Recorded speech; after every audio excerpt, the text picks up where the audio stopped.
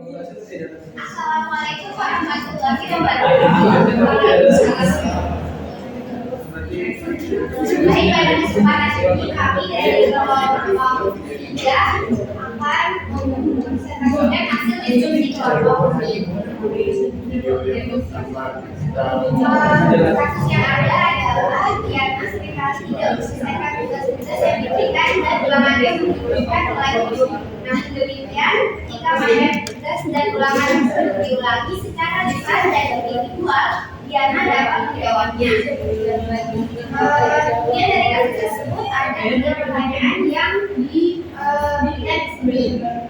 Yang pertama adalah bagaimana cara melakukan assessment terhadap Diana. Yang kedua, bagaimana jenis assessment yang akan dilakukan dan diberikan terhadap Diana. Dan yang ketiga, kesimpulan yang dapat ditarik dari assessment yang telah didesain dan dilakukan. Untuk pertanyaan pertama akan dijawab oleh saudara dari Kenya. Oke, terima kasih sebelumnya saya mau memberikan kesempatan saya akan menjawab tentang cara melakukan asesmen terhadap keadaan Diana. Yang pertama kita lakukan analisis karakteristik Diana tersebut, atau mungkin kita bisa mengambil kesimpulan dari wali kelas yang sebelumnya.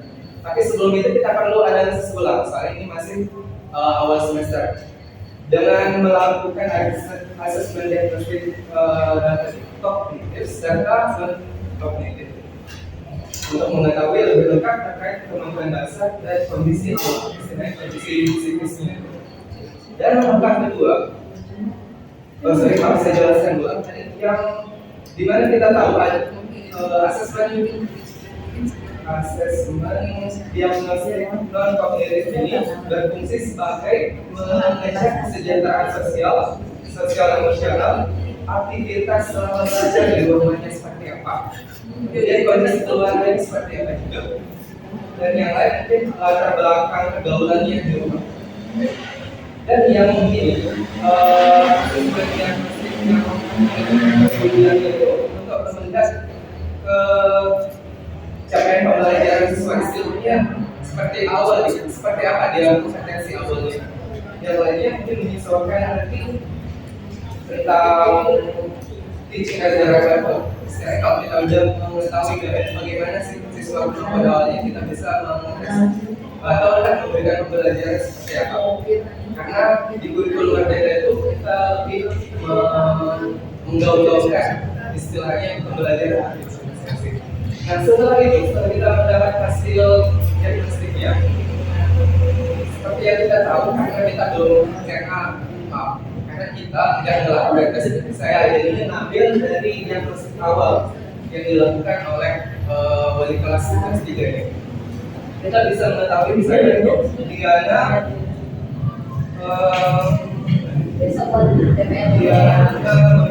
belajar auditori. Kemudian dari segi sosialnya itu dia lebih ke individual, istilahnya kurang bersosial. Dan yang terakhir kompetensi awalnya itu kita lihat dia masih tertinggal dengan siswa lain. Mungkin karena pembelajaran yang dilakukan dia oleh wali kelas awal itu masih tidak mengena gitu. Soalnya mungkin ya di wali kelas awal itu dia kebanyakan pakai tulisan karena tidak dapat bagian itu auditori. Nah, setelah itu kita melakukan hasil-hasil yang tadi saya bilang, kita bisa menyelesaikan mengenai bagaimana. Nah, untuk tesnya itu akan dijelaskan nanti sama. Oke, mungkin dari saat itu saja. Saya kasih saudara. Terima kasih saudara telah menjelaskan pertama selanjutnya untuk juga mengenai jenis asesmen yang akan diberikan Diana akan disampaikan oleh saudara kita Nana Anita ini. Silakan. Para moderator, saya ucapkan terima kasih. Selanjutnya saya akan menjelaskan tentang jenis asesmen yang akan kita gunakan atau kelompok kami gunakan untuk mengatasi kasus dari Diana tersebut. Nah, Dalam PPT-nya bisa teman-teman lihat bahwa jenis asesmen yang akan kami gunakan yaitu pertama asesmen diagnostik seperti yang dijelaskan oleh Kak Ferry tadi, bahwa tentu si guru ini harus melaksanakan terlebih dahulu asesmen diagnostik untuk mengetahui karakter dan gaya belajar dari si Diana tersebut. Nah, dari kasusnya tersebut kita bisa lihat bahwa Diana ini memiliki gaya belajar auditori daripada gaya belajar yang lain. Nah, selanjutnya asesmen yang kedua yaitu asesmen yang dilakukan selama pembelajaran, yaitu asesmen formatif.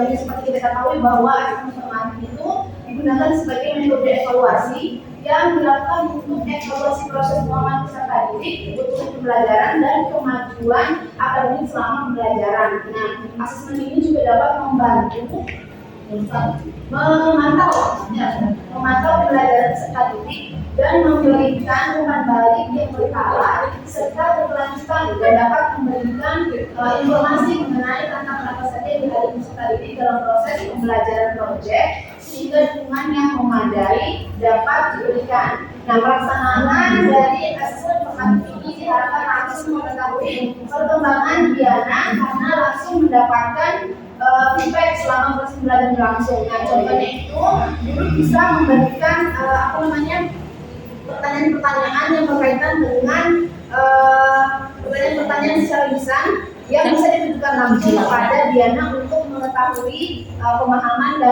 mengecek kembali pemahaman dari Diana tersebut. 89 Selama proses pembelajaran. Nah, demikian presentasi dari saya. Selanjutnya akan dilakukan oleh rekan saya, Mbak Uman. Silakan, Mbak. Oke, terima kasih Mbak Korban. Saya melanjutkan kesimpulan dari dua pertanyaan tersebut adalah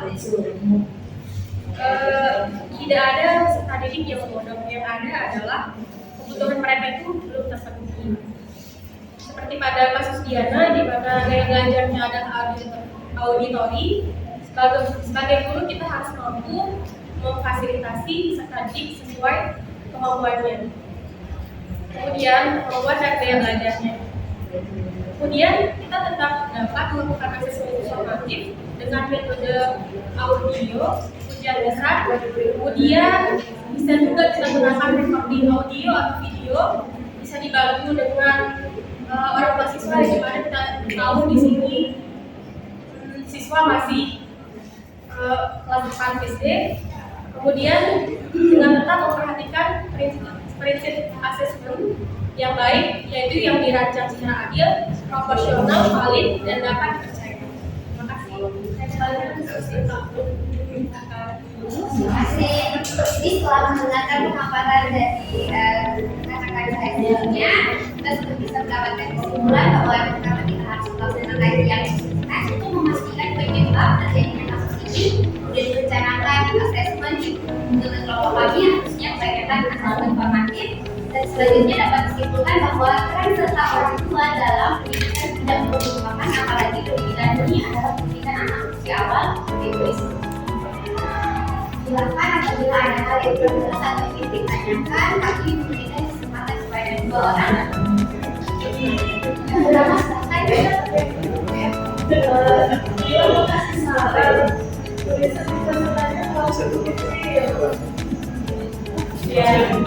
It's hard for me to read. Untuk pertanyaan selanjutnya,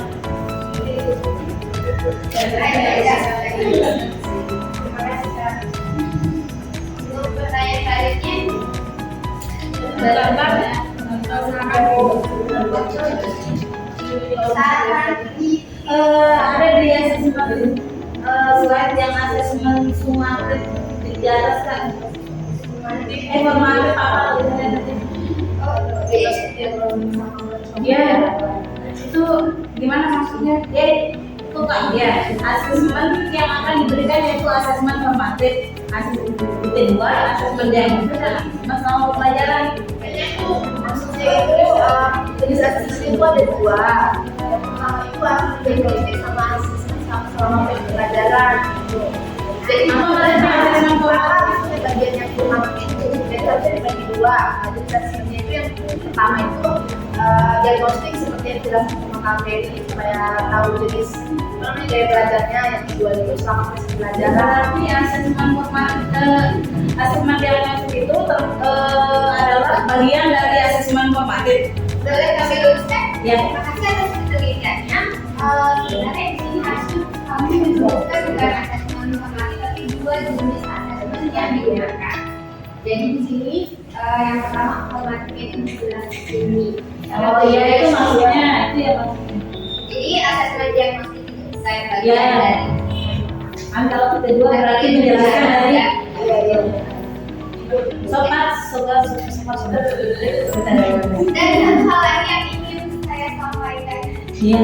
sebenarnya sekolah itu kan tempat mendidik anak. Apabila kita mungkin memberikan perlakuan yang berbeda dia di sana sendiri, dia tidak nanti dia belajar kalau kalau saya sesuatu orang lain pasti akan melihat aku mempersiapkan saya gitu. Ada baiknya kita sebagai guru juga melatih dia agar dia bisa menyesuaikan diri. Dalam menyesuaikan itu mungkin tadi kita minta ke orang tuanya mungkin di rumah anaknya dibacakan materi-materi yang sudah disampaikan. Jadi nanti dia tidak depannya SMP SMA tidak mengalami kesulitan yang sama. Terima kasih.